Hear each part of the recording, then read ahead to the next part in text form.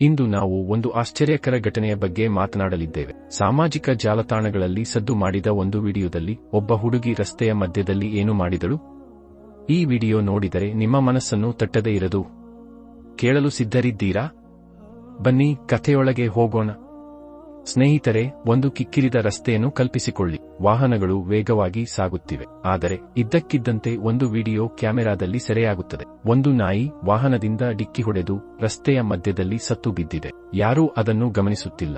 ವಾಹನಗಳು ಅದರ ಮೇಲೆ ಹರಿದು ಹೋಗುತ್ತಿವೆ. ಆದರೆ ಈ ಗದ್ದಲದ ಮಧ್ಯೆ ಒಬ್ಬ ಮುಸ್ಲಿಂ ಹುಡುಗಿಯ ಕಣ್ಣುಗಳು ಆ ನಾಯಿಯ ಮೇಲೆ ಬೀಳುತ್ತವೆ. ಅವಳು ಒಂದು ಕ್ಷಣವೂ ಯೋಚಿಸದೆ ಮುಂದೆ ಬಂದಳು. ರಸ್ತೆಯ ಮಧ್ಯದಲ್ಲಿ ನಿಂತು ಆ ಸತ್ ನಾಯಿಯನ್ನು ಎತ್ತಿ ಸುರಕ್ಷಿತವಾಗಿ ಒಂದು ಕಡೆಗೆ ಇಟ್ಟಳು. ಸಾವಿನ ನಂತರವೂ ಒಂದು ಜೀವಿಯನ್ನು ವಾಹನಗಳು ತುಳಿಯುವುದನ್ನು ಅವಳಿಗೆ ಸಹಿಸಲಾಗಲಿಲ್ಲ. ಇದುವೇ ಸ್ನೇಹಿತರೆ ನಿಜವಾದ ಮಾನವೀಯತೆಯಲ್ಲವೇ?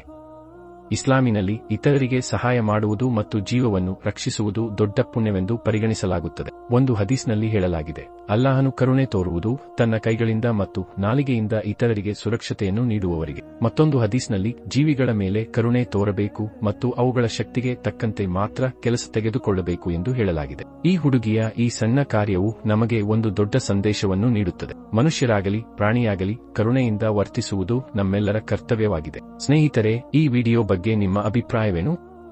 ಕಾಮೆಂಟ್ ಬಾಕ್ಸ್ನಲ್ಲಿ ಬರೆಯಲು ಮರೆಯಬೇಡಿ. ಈ ವಿಡಿಯೋವನ್ನು ನಿಮ್ಮ ಸ್ನೇಹಿತರೊಂದಿಗೆ ಹಂಚಿಕೊಳ್ಳಿ, ಲೈಕ್ ಮಾಡಿ. ಇನ್ನಷ್ಟು ಹೃದಯಸ್ಪರ್ಶಿ ಕಥೆಗಳನ್ನು ಕೇಳಲು ನಮ್ಮೊಂದಿಗೆ ಮುಂದುವರಿಯಿರಿ. ಮುಂದಿನ ವಿಡಿಯೋದಲ್ಲಿ ಭೇಟಿಯಾಗೋಣ.